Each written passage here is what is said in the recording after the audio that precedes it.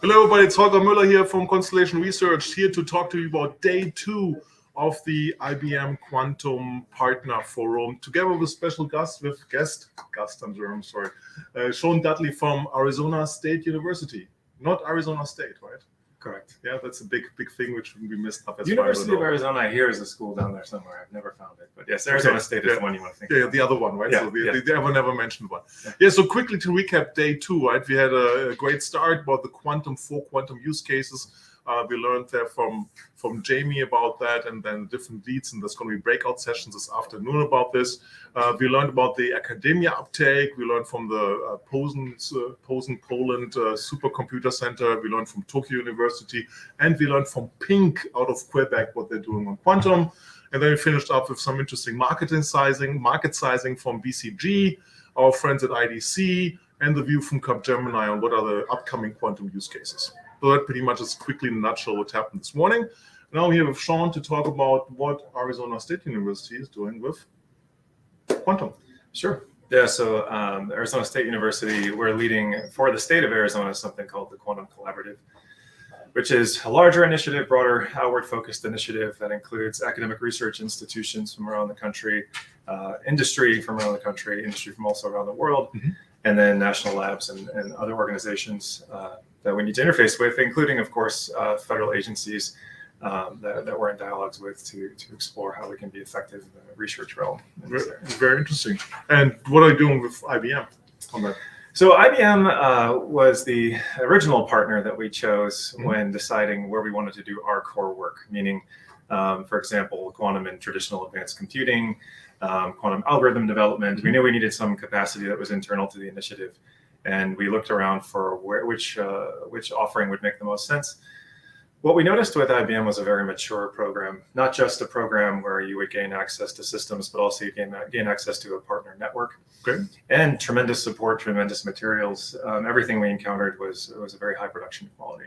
So we weren't entirely ready for the total amount of support that we received after signing. But at that point, my task became approach the state, secure the funding, become a quantum innovation center. Very good, excellent. And this is what the Partner Forum is all about, bringing the people together which are relevant to make this successful, which it frankly takes a village, right? Academic institutions have a typical problem of high academic freedom, doing things together. It's kind of like getting tough to get everybody around. Any advice, experience you can share about aligning this? Certainly. I think it's critical that when you're taking on something as vast as QIC, that you not attempt to do so with, for example, a single subject expert at the helm, maybe a full center, maybe an institute. That's still, I think, insufficient. You need the administration involved. Yep. So I report to the vice president for research. I'm also a researcher. But our task has been to identify where we have strengths that matter in terms of advancing quantum in the country and with our partners. If you're attempting to do that, I think in terms of, within a research area or a researcher is attempting to corral everyone and accomplish this, I just don't see how that can be nearly as effective as coordinating, with support from the administration, from the vice president or vice chancellor for research, with the state's, interest also in the mix, as we have from our Board of Regents. That's essentially where our funding support came from, was the state of Arizona. So it sounds like pretty much a top-down approach. It is, with deep mindfulness around identifying who your experts are, involving them early, because they certainly deserve that seat at the table. The majority of our current activity involves steering committees that are all faculty-led, and we are there to empower them, meaning help with facilitation, connections, ensure that if there's an interesting industry partner they'd like to bring forward to have a discussion with, that's available to them. And in addition, just seed funding their interests rapidly. Because if you put in a proposal to the National Science Foundation or Department of Energy, and you can prove something ahead of time, you're also proving you can collaborate with the scientists that you're naming.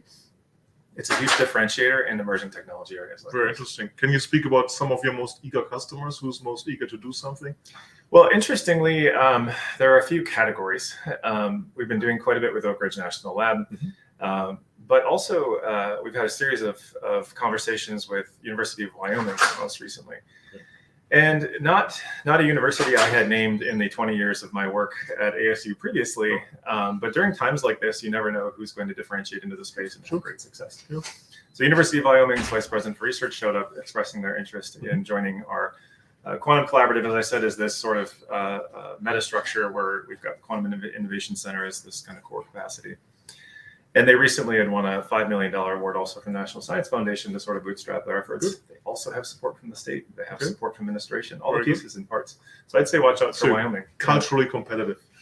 Yeah, Which is important. Absolutely. Excellent. Well, good to see. Good to hear. And so finally, is going to model when Arizona State's going to win the NCAA March Madness? Probably every year from Probably every year from now, because you have the quantum advantage. You have everybody aligned. We can optimize for victory. Yeah. Yes, quantum annealing and everything else. Absolutely. Well, thank you so much to Sean Dudley from ASU for being here and sharing what you're doing with IBM Quantum. Yeah. And you get more updates from me on day 2. And don't forget, tomorrow's going to be day 3 update. Thank you very much for watching. Thank you. Thank you, Joel.